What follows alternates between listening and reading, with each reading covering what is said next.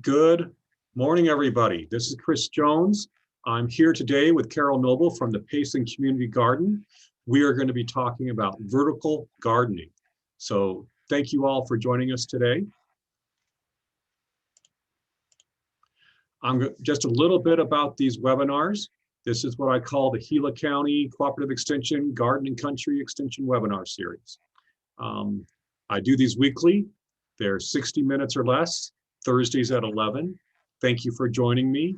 However you find out about these, I send out an email to share with people. We try to get it on Facebook. So I just invited people, if you want to be on my mailing list, just go ahead and send me a personal chat and I can add you to that list.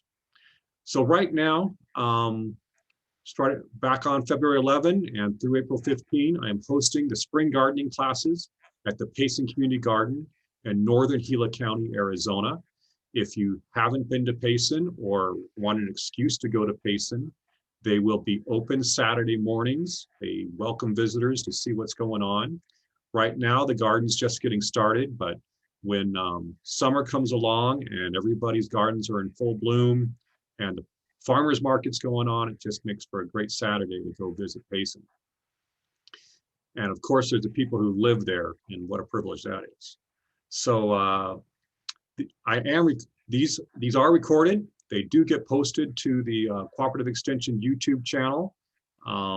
Here it is. So if you just kind of Google in or go into YouTube and look up for Arizona, University of Arizona Cooperative Extension, Garden and Country, you'll find it.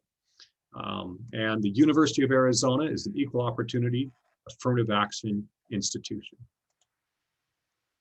Here's our agenda for today. Thank you for everyone who logged in early. We kind of have a little lag time. We're figuring out how this all is going to work when we go live. So here we are. I'm Chris Jones, your moderator. I've got Carol Noble from the Payson Community Garden with us, going to talk about vertical gardening. She has a PowerPoint presentation for us. And when that's done, we'll go into our chat box discussion with Carol. So use that Q&A, use the chat box. As she's speaking, go ahead and put those questions in. We'll come back to them and answer them in order. Here's Carol at the garden. She is a Payson community gardener. And at this time, and she went through one of my classes, and we are ready to get started here. So I'm going to stop my share. Carol's going to go to the green button, start her share.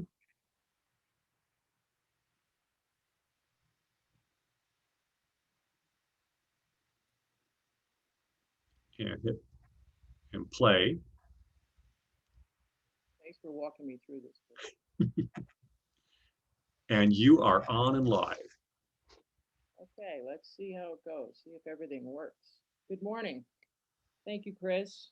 I want to send a special thanks to Susan Miller Hoover, who took all of my handwritten index cards and pictures and created this PowerPoint.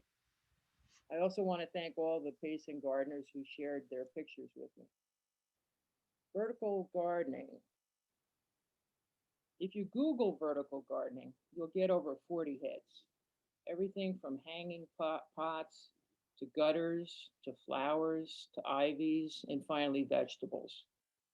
In today's presentation, I will be talking about growing vegetables vertically in our 25 by 6 foot beds or at your home garden. All of the pictures in this presentation were taken at the Payson Community Garden of crops grown vertically there. So what is vertical gardening? Simply put, vertical gardening is growing things up. It's growing plants on a vertical support, such as a stake, a trellis, a cage, or a fence. When choosing your vertical support structure, consider what your plant's going to look like in 2 months. As we know, peas are lighter than beans, which are lighter than cucumbers, which are lighter than squash, which are lighter than melons. So it's important to plan accordingly.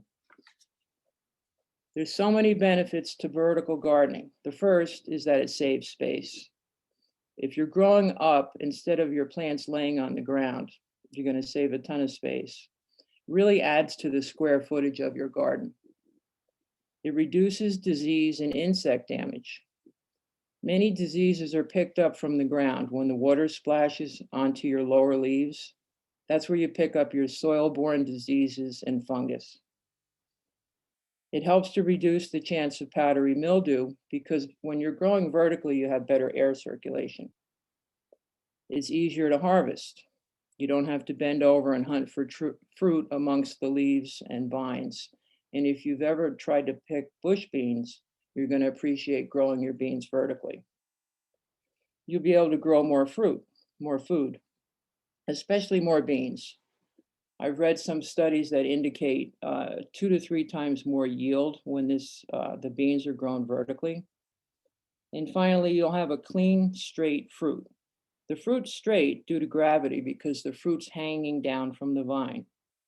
And it's cleaner because you're not laying on the ground. You're not getting dirt or mud on your fruit, and you're also not going to get those ugly yellow spots. It's also easier to see what's going on with the plant, see the condition of your leaves, and it's also easier to find and kill bugs. Your leaves will also get more sunlight. The only con I've been able to find to growing vertically is that it sometimes gives you increased or causes increased maintenance. Plants grown vertically generally need more water and may require more fertilizer since they're often exposed to the drying effects of wind and sun. Other than that, I've not found a downside to planting vertically.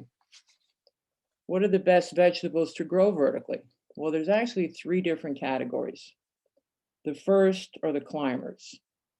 Climbers have tendrils, which are skinny, wiry structures that grow along the plant's stem, and they reach around up in the air until they come into contact with something that they can grab. Once contact is made, the tendril curls, forming a coil. And I have a picture later on that shows a really nice looking tendril, coil actually. So your best climbers are peas. Now I've never grown peas, but many of the gardeners in Payson have successfully grown them. And typically you can grow them on a really lightweight fence because it's a light plant. Cucumbers are another climber. Now be careful when buying your plants or seeds because there's 2 different kinds of cucumbers. There's the vining variety, which will grow on a trellis, and the bush, which will not. Some squash are climbers. Many squash don't have tendrils. In addition, some melons are climbers.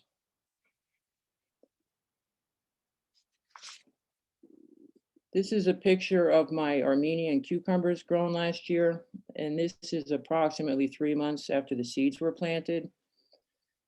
This plant grew 7 feet tall. I actually had a 6-foot tall fence, and then I got kind of greedy and wanted to see if I could grow it taller, so I zip tied those purple stakes on top. And you can see all of the flowers on this plant, and this was taken in early August. If you don't want your plant to grow this tall, you simply cut off the stems at the top, which is probably what I should have done. Also on the bottom right-hand corner, you'll see that the plant is in fact scrambling along the ground a little bit, and I did sadly have some fruit laying on the ground. If you've never grown Armenian cucumbers before, this thing really produced. It's a thin-skinned, light green cucumber that grows to about 12 to 15 inches long. The first year I grew cucumbers vertically, I put the fence at about a 45-degree angle, and they didn't do nearly as good as this particular plant. My experience has been that cucumbers just seem to be really happy just to grow straight up. Now we have squash climbers. There's 2 types of squash plants. There's the vining, which will grow on a trellis, and the bush, which will not. It's important to know that squash plants are not great climbers. So you will need to weave or tuck the vines into your trellis support as they grow. You can also tie the vines, but if you do, tie them loosely so they won't get strangled as they grow thicker. It's helpful to check the seed packet or plant tag to know if it's vining or bush, but squash are really tough. I looked at a lot of seed catalogs and a lot of them don't indicate whether they're vining or bush. So some of this is going to be trial and error. We know from experience that these squash will grow well vertically, and that's because they've been grown in pacing. And those are your butternut, your delicata, your spaghetti, zucchini, cucuzza, and don't know how to pronounce it, kashaw, which is a winter squash. On the right-hand side, you'll see this fence, and this fence was made using a mesh mat. It measures 40 inches high and 54 inches wide. The horizontal top is 36 by 54. So this gardener has it in the corner of his garden. You can see it takes up a pretty small footprint. And again, the most important thing to think about when choosing a support for climbing squash are the height and strength of the structure. These spaghetti squash were grown on the fence in the previous slide. They were grown by Don. And you can see how it's quite a big plant. And actually, when I talked to him, this was only 2 plants. And he harvested 6 squash per plant. Now, I've read recommendations that you use some type of a sling to hold up the heavy fruit. But as you can see from these pictures, this fruit is self-supporting. As the fruit got bigger, the vines got thicker to handle the weight. And these squash weighed between 4 and 5 pounds each. This gardener aggressively trimmed them. And you can see there's not a lot of loose stuff. It's mainly just the squash hanging off the vines. Now imagine how much ground space these plants would have taken up. I've read where, if allowed to run along the ground, one squash plant can easily extend to 15 feet or more. So that's going to take up certainly a good share of your garden. These are Jennifer's butternut squash, which were planted next to what's known as a feedlot fence. And she indicates that they did very well, grew successfully. This is a really cool squash. Peter and Carolyn have been growing these vertically for the past 2 or 3 years. It's called the cucuzza. And it can be picked as small as 10 inches, but will grow to 18 to 24 inches. And they actually had them growing closer to 36 inches. And if you look on the top of the picture, you can see what I talked about earlier, those coiled tendrils. Now this squash plant was grown on a approximately 5 foot wide, 6 foot tall fence. And the fruit was really easy to pick, and it was a great producer. This is an interesting picture. This is another way to grow squash vertically, is to put up one of the little tomato cages around the young plant. As the plant grows, you trim all the leaves beneath the fruit. And you can see on here the vines that have been cut. It's recommended that you cut the vines diagonally to help protect the exposed vine end from disease. Now, as this plant continued to grow, it was spreading out on top. So that red fence was added to give the plant additional support. If trimmed properly, you'll have a plant. I've seen one on the internet and I was unable to find it for this presentation. But if you do it right, it actually winds up looking like a little palm tree. The trunk will be approximately between 2 and 4 foot tall, with all the leaves, all the vines have been cut off. So you just have a trunk, and then the leaves, the squash, and the flowers are all at the top. You can also use a 3 or 4 foot wooden stake as a support. That's how I've typically grown mine. You tie the plant to the stake as the plant grows, and then you continue to add ties as it grows taller, and you continue to trim the bottom vines and leaves. And the benefit to this, again, is it saves space. 2 years ago, I had a 25 by 6 foot garden plot that was dedicated to the food banks. And in that plot, I had 24 squash plants, 4 or 5 different varieties. And I had harvested a lot of squash out of there, and I kept them trimmed. They were grown on the 3 or 4 foot stakes. I had very little powdery mildew and never had a real bug problem. And lastly, a benefit that wasn't mentioned earlier is when you trim like this, your flowers are going to be at the top of the plant. which makes it easier for the pollinators or bees to get to them. Our second type of vertical plant are the twiners. As the vining stem grows upward, kind of circles around, and when it touches something, it'll wrap itself around. So in this case, it was wrapping around that metal fence post. These were last year's yard-long beans, and you can see the beans hanging in the front. And you can imagine how easy they are to pick, especially versus the bush beans. If you've never grown this type of bean, they're delicious. A lot of our gardeners have tried them, and more gardeners are starting to grow them. They have a variety of different names. They're yard-long beans, Chinese long beans, and asparagus yard-long beans. Now, if you notice on the top of this, on the top of my vertical panel, I have a horizontal panel. For 2 years, I've tried to get the beans to come across, and for 2 years, they've resisted. I have seen pictures on the internet where people have successfully done this, but my experience has been that the plant just wants to grow up, and it just continues to twine around itself, actually. Still a great producer, and you can see it doesn't take up a lot of space. These are Sandy and Jane's French gold pole beans, and the picture on the left really shows you what a twiner looks like. You can see how that vine, I think unassisted, is just wrapping itself up the post. And on the right-hand side is the more mature plant, which ran between 5 and 6 feet tall. Now this is a single 25 by 6 foot garden, and the fence is running east to west on the north end of the bed. And this is a great location because there's no chance that they're going to shade their neighbors. If you look on the left-hand picture, you'll see that this fence has kind of narrow holes, which is perfect for peas and beans. It's not necessarily good for tomato cages or cucumbers, as the cucumbers will actually grow right into the fence. Our third type of vertical plants are scramblers. If left alone, these plants will scramble along the ground, and they root in the ground as they grow from nodes along the vine. That's why it's common to support tomato plants with cages. If your tomato plant was just laying on the ground, it would start to root. So you want to have it upright.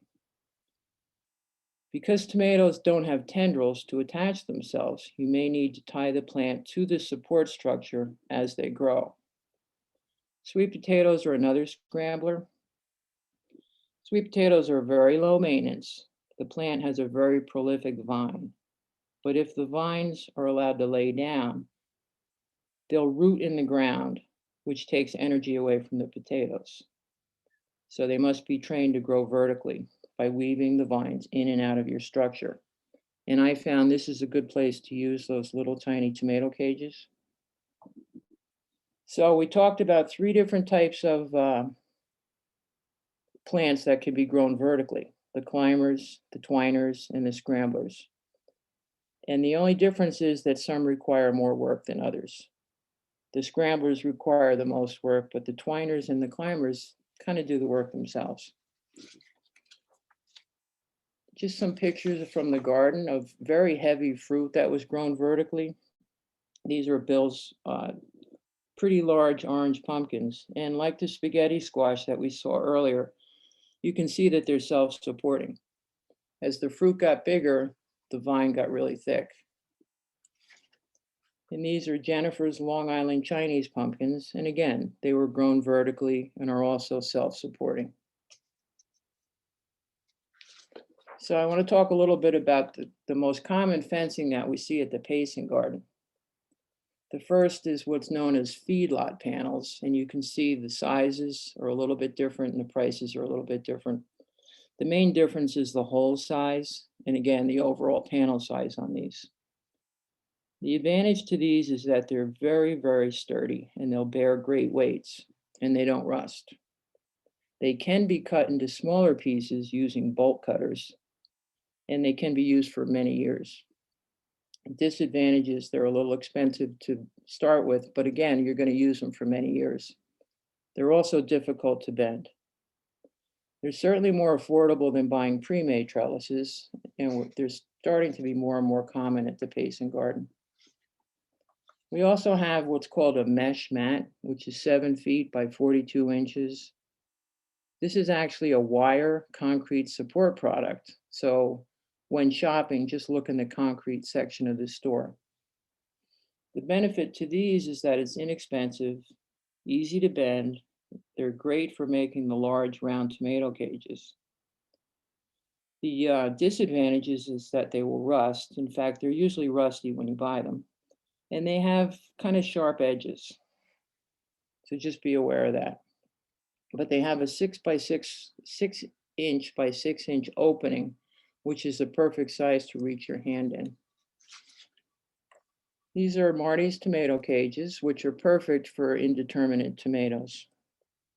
These cages are made from that wire mesh and held together with heavy-duty zip ties. They have a 22-inch diameter and are 42 inches tall. And then they're tied to T-posts, and these are set approximately 12 inches off the ground, which now is giving you a total height of 54 inches, which can easily accommodate a 6-foot tall plant. By setting the cage up off the ground, it allows for better air circulation and makes it easier to trim.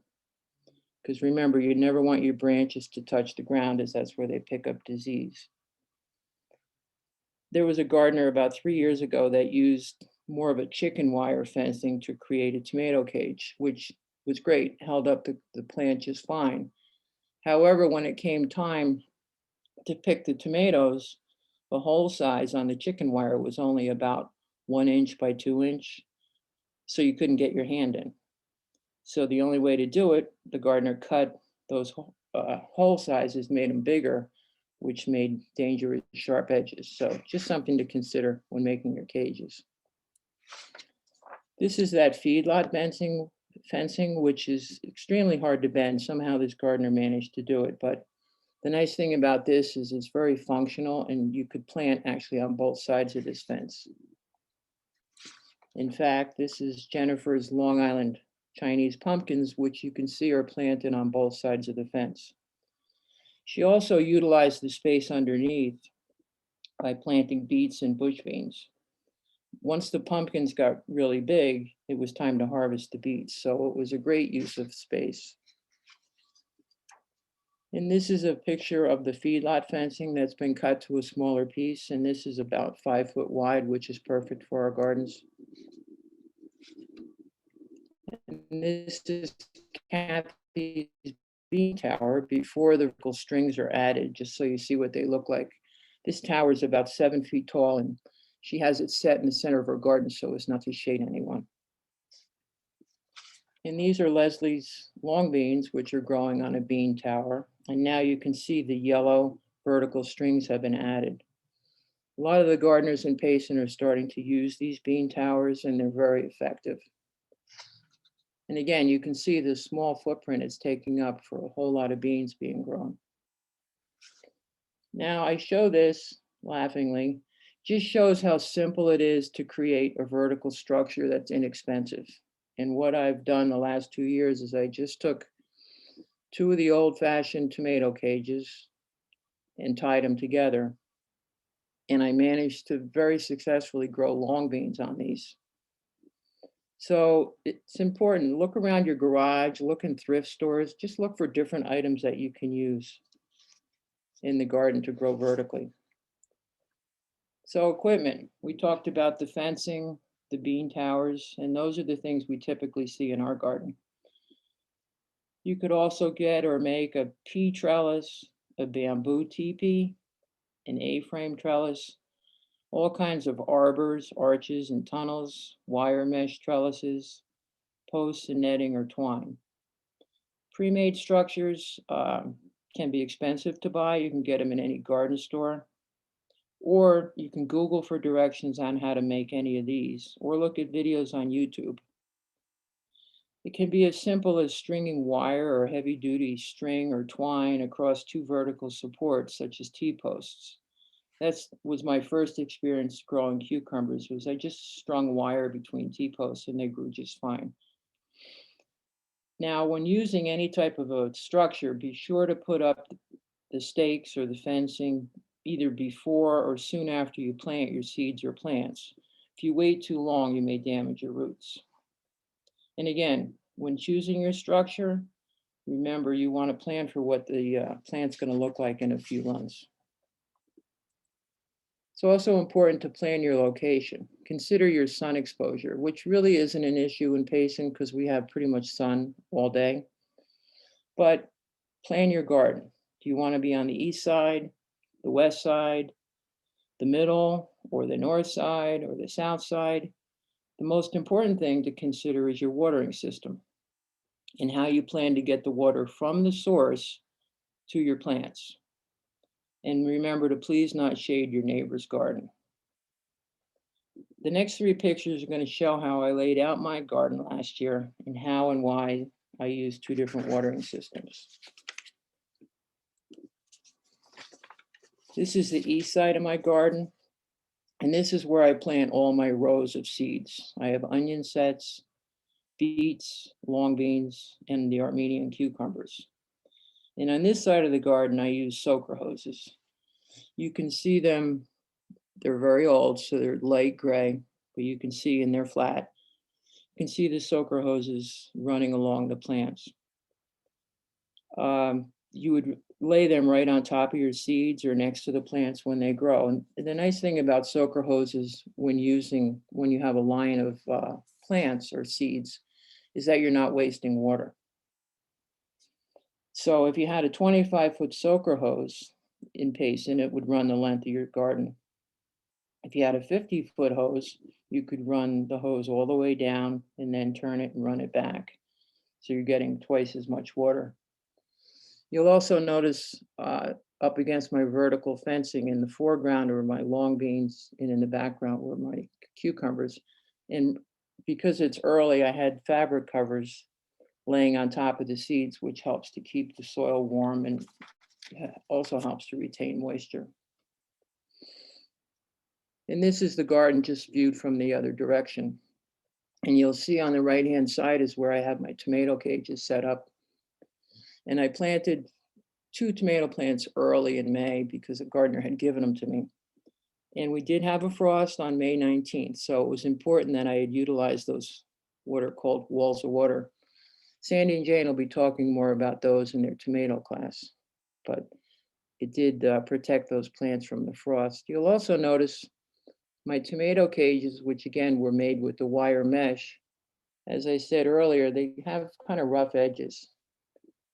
So what I found is successful is these dollar store pool noodles, which are the blue and yellow.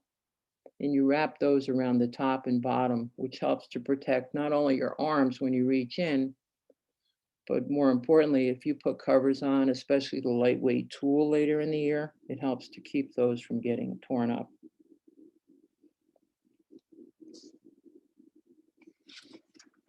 And lastly, on this side of my garden, on the west side, that's where I plant all my individual plants. I have tomatoes, squash, peppers, and most of these are still grown vertically. I'll end up putting 3 or 4 foot wooden stakes for my squash. You'll also see on this, those 2 whites and 1 kind of purplish. Those are inverted dollar store pop-up hampers, which are becoming very popular in the garden. They offer protection for your seedlings and small plants, offer protection from wind and frost. They also keep the mice from eating the small plants.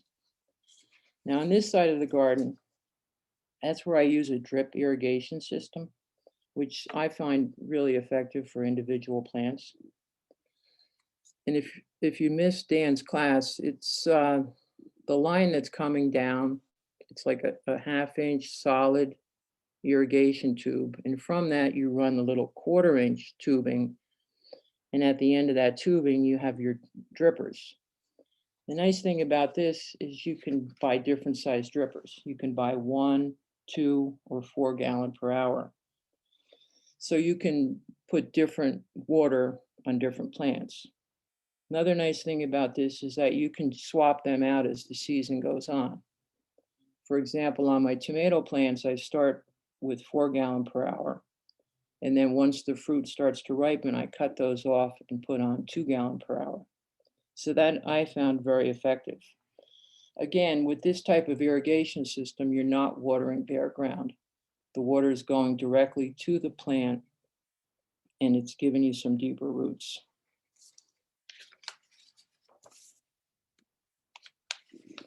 So what I've tried to show is what successfully worked at the Payson Garden, different methods.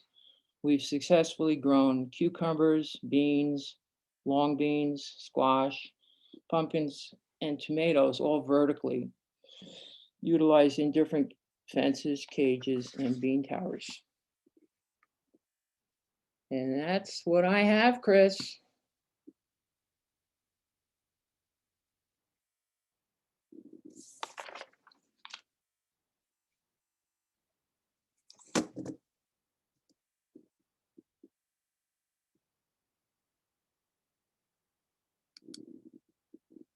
Oops.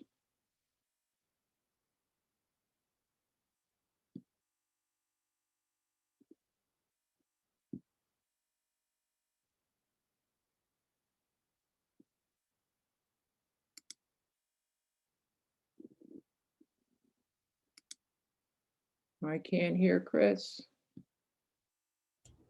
I have to unmute before I can talk, don't I? Thank you, Chris. I thought it was me. It was me. So sorry, folks. I was just saying thank you very much to Carol. I know it was the first time for Carol to give a presentation like this. I think she did an excellent job. I was commenting that other people are putting the same comments into the chat box. So all very good stuff. Okay, so I'm going to get into the chat box here. And I had a question. I noticed the price difference between the hog panel and the cattle panel. The hog panels were smaller but more expensive. Are they more sturdy? Is that what's why? Exactly the same weight, and I should have measured the holes. They're only $1 difference in price, but as you noticed, the size is different. I think that's the only big difference is the size of the holes is different. So the hog wires are closer together. They're less. Now, again, I'm not sure, and Yeah. honestly, I've never bought them. They've all been donated to me in one way or another. So, and I just know that you can buy them at Tractor Supply and probably a lot of stores like that, and it's just worth looking at. And it's to me, it's the best thing I've ever used for growing vertically. Okay. Well, that's still a lot of material for that price. So it Oh seems yeah, it pretty lasts reasonable. Yeah. forever. So Jerry is asking, do you recommend any special fertilizers? I use what Dan talked about last week, what we've called in the garden Glenn's Magic. And that's that mixture of tomato and herb fertilizer, your blood meal, bone meal, and muriate of potash. And it's just a mixture of that, and that's all I've ever used. I make up a batch. It pretty much is all I use all year. And I have a double garden, and I can extend that throughout the growing season, to start with, and then I side dress as the season plays out. Great. That side dressing, just keep them healthy throughout the year, give them lots to eat. So Betty Davis is asking, can you use chicken wire for peas? So why not? Chicken wire for your peas. Oh, absolutely. That's mostly what you'll see in the garden. And again, because the pea plant is so lightweight, so chicken wire is absolutely going to support it. You would never use chicken wire for a melon, because it's too lightweight. But for peas, it's wonderful. So yeah, match it to the weight. Kathleen's asking, what is the earliest you can put tomatoes out when you're using walls of water? I guess Sandra and Jane will get to that, but what's your experience? Actually, last year, uh, the same gardener that had given me a few plants that he started from seed gave them to another gardener, and she planted in late April. The bad news was those plants were growing great, and she had the walls of water, but because she planted so early, the plant actually came out the top of the wall. And when we got that frost on May 19th, the top of her plant did get frost damaged. So I would never plant, we used to have a rule of thumb here in Payson, Mother's Day, and then over time that got changed to Memorial Day. I don't think I would ever go as early as April. Mine, I believe, were planted roughly May 4th, and they did fine because they weren't so big they didn't escape that wall of water. So Mother's Day, I think, is a good rule of thumb. So, and that's Payson, about 5,000 feet there. Yeah, in the last two springs, we've had late May frosts. And you just don't know, and you just have to work with it. Kathleen's giving a little information on those hog panels. She says they're graduated size on the holes, so the wires are actually closer together at the bottom. Okay, that is the difference. And I've seen those, and I never understood which panel that was. And Teresa's asking for the recipe on Glenn's Magic. But Teresa, if you can go to last week's webinar, I've got that on the YouTube playlist, and you can listen to Dan's talk, and he goes over it pretty well too. So I don't know. You can mention it again here for Teresa if you want. Yeah, it's better. I just know that that recipe is going to show you the size of the bag, and with the exception of the muriate of potash, it's all the full bag. So for instance, you'll have a 12-pound bag of the tomato herb fertilizer, and I can't remember the other size bag. So that's the best places to go. You can even go to the Plant Fair Nursery website. They also have that recipe. That's what I was going to say. I bet you it's at the Plant Fair Nursery website. Yeah.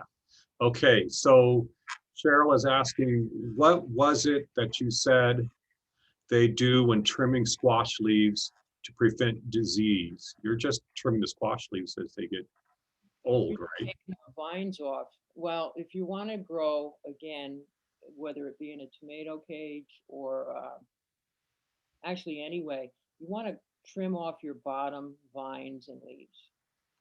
And what I mentioned was that when you cut your vines, it's recommended that you cut them on a diagonal, and that somehow prevents the disease from getting into that open vine. So that diagonal cut, is that close to where, let's just say the petiole meets the vine? Does that make sense? I mean, where are you making that cut? I've always cut fairly close to what I call the trunk, Yeah. the main vine stem growing up. I noticed Sandy and Jane had left theirs a little bit longer, but I think you want to cut closer to the plant itself. You want to get rid of that vine and cut it on a diagonal. And I just wonder, is there a certain cue that's going on with that leaf? Can you tell that it's kind of getting a little older, or is there something else that you're looking at when you cut? Well, what I've always read is to cut all your leaves beneath the fruit. So it's not necessarily because there's something wrong with the leaf. It's that you just want to cut all your bottom leaves off. So it may still be a nice green leaf and photosynthesizing, but right, but it's forcing the energy upwards, so you're getting more growth at the top of that trunk. okay. All right.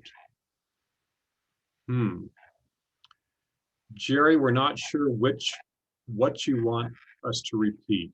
So I'll go, maybe you say a little down here a little bit more, but I'll come back. Maybe I'll see your message. Izzy's asking, can you use painted iron headboards?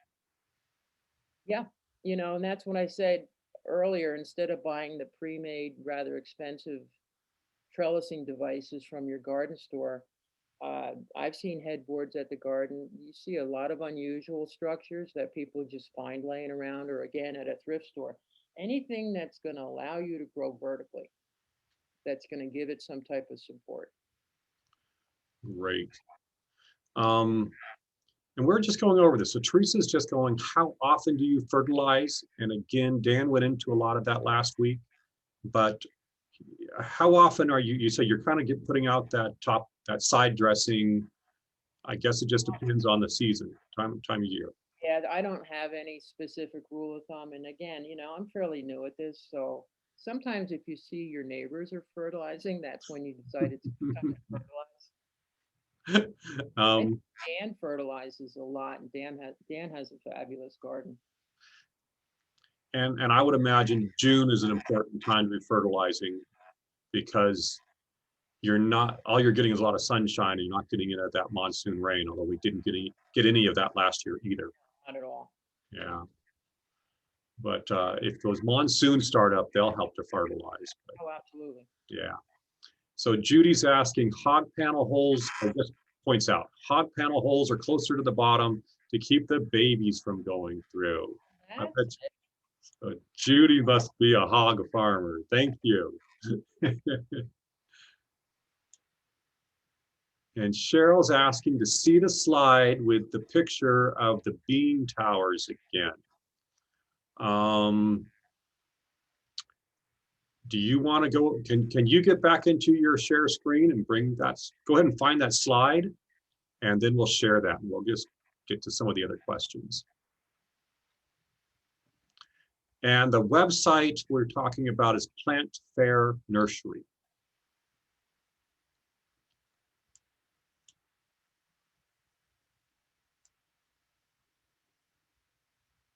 Is that the one? Can you see that? Am I sharing? No, I'm not.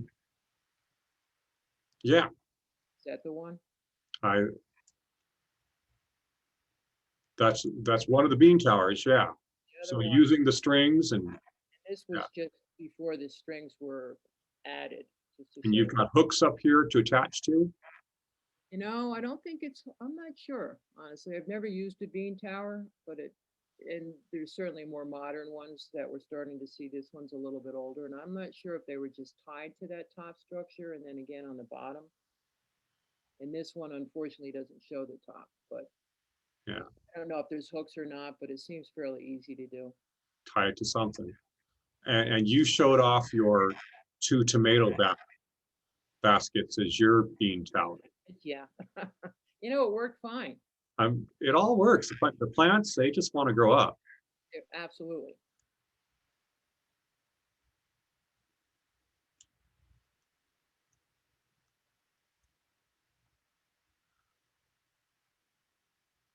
Huh.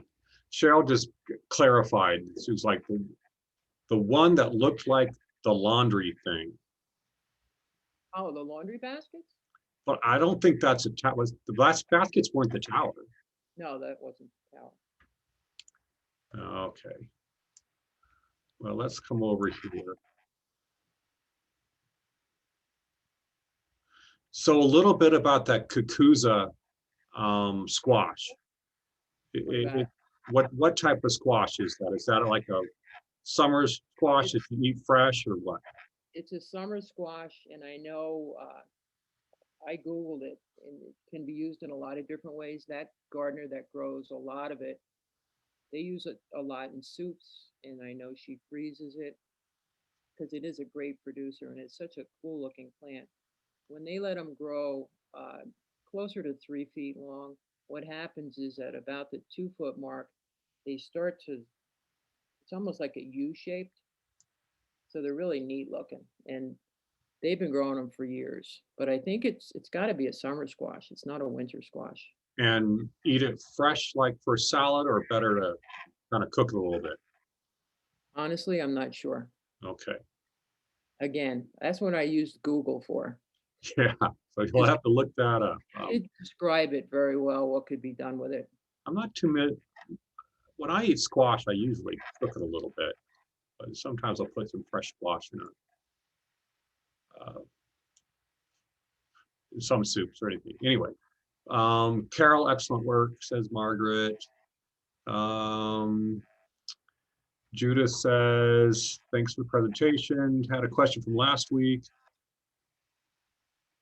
Would you put in the soil alfalfa pellets 2 per 4 inches per 4 square feet prior to first checking the pH level? She lives in Flagstaff. So I don't know if you're in that area where we're talking about you're going to check that pH level before you would check the pH level first to see how much nitrogen you need. And if you need more nitrogen, that would be the time to add those alfalfa pellets. Does that make sense? I just don't know if it's gonna have time to break down and get into the soil. Mm-hmm.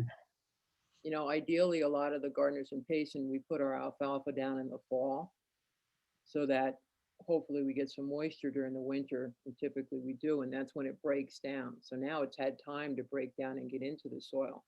So put the alfalfa in the fall, treat it like a manure, right? And then allow it time to break down to make the nitrogen available to the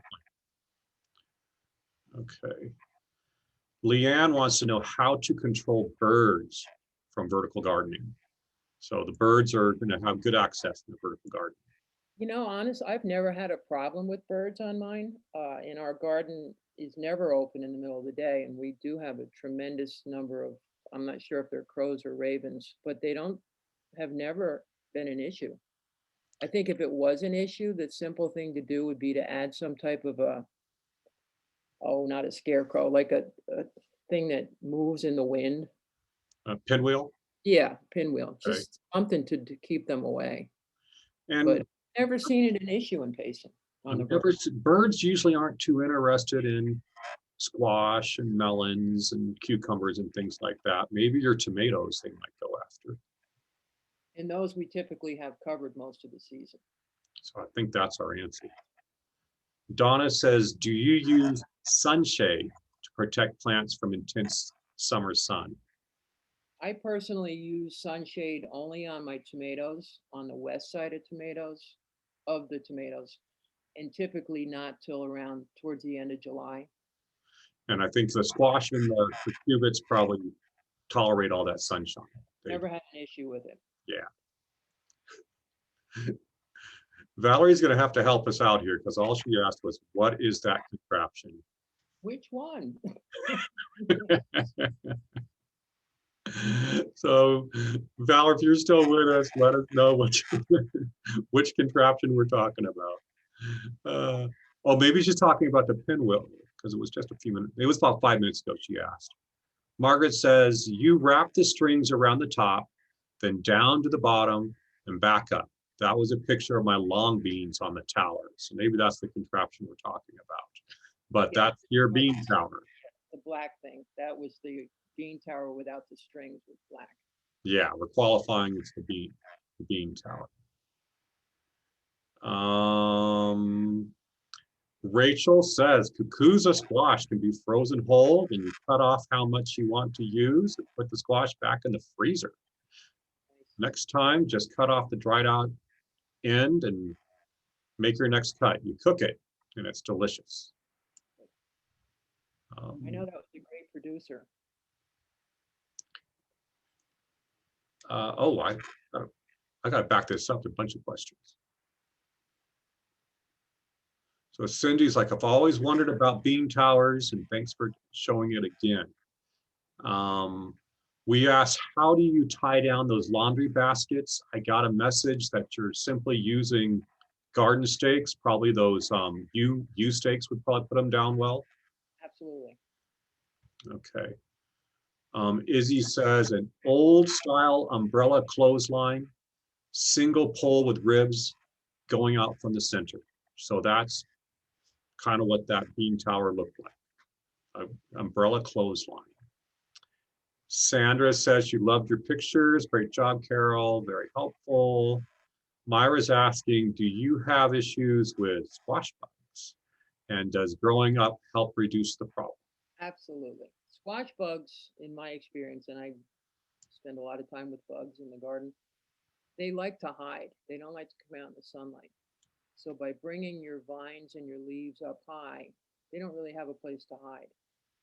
And you can also, if you do have bugs, they're really easy to see. And I like to say a bug I can see is a dead bug. But just like you said, you get your plants up in the air, you take those leaves at the bottom out of the way, and they just don't have that place to hide. They don't like the sunshine. You know, in that squash bed I had 2 years ago with the 24 squash plants, I had minimal bugs in there. So, year when everybody else was having squash issues. absolutely. So there you go.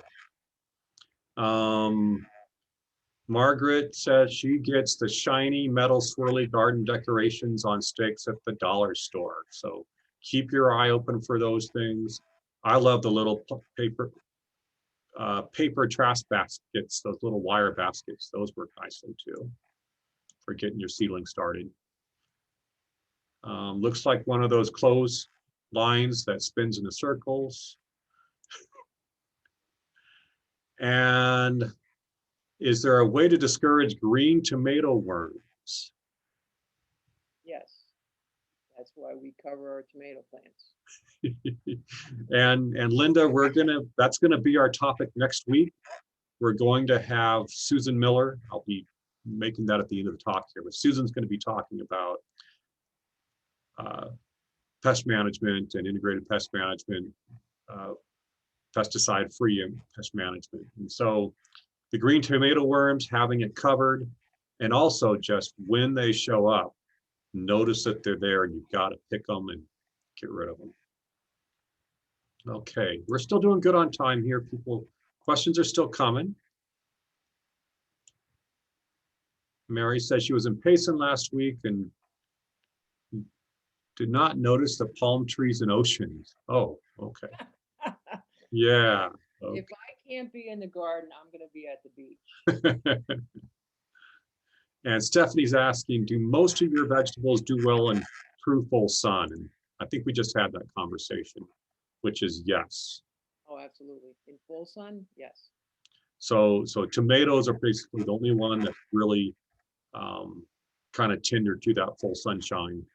And again, we're going to have a whole presentation on tomatoes on May 15 with Sandra and Jane. So be sure to come back for that.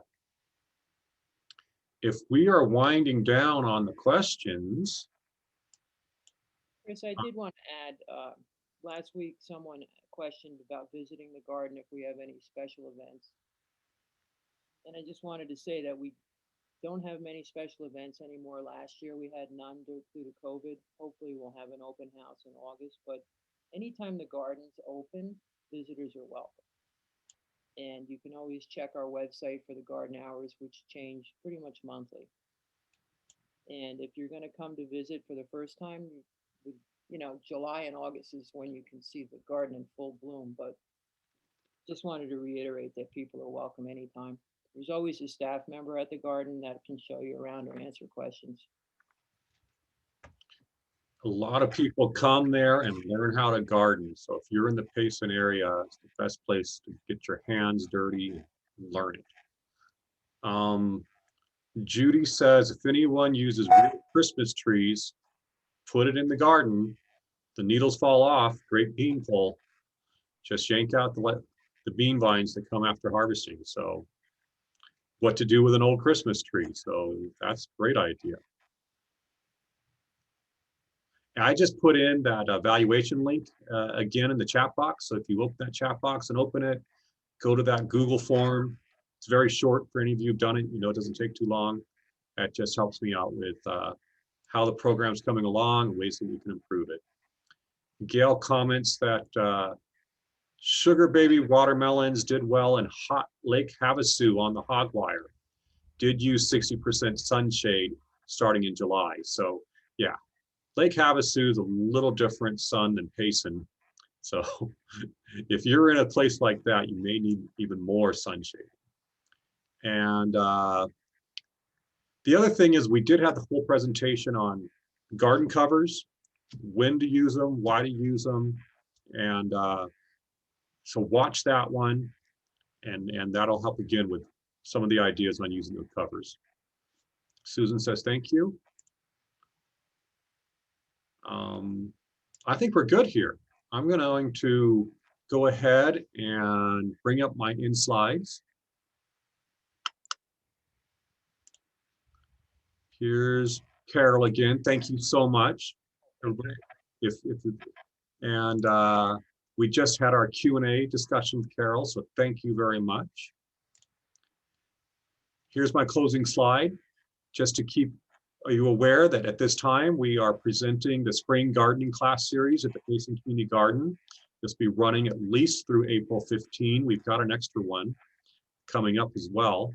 Our next presentation is April 1st, April Fool's Day, with Susan Miller Hoover. The topic is the bug and disease-free zone, which is what we all want.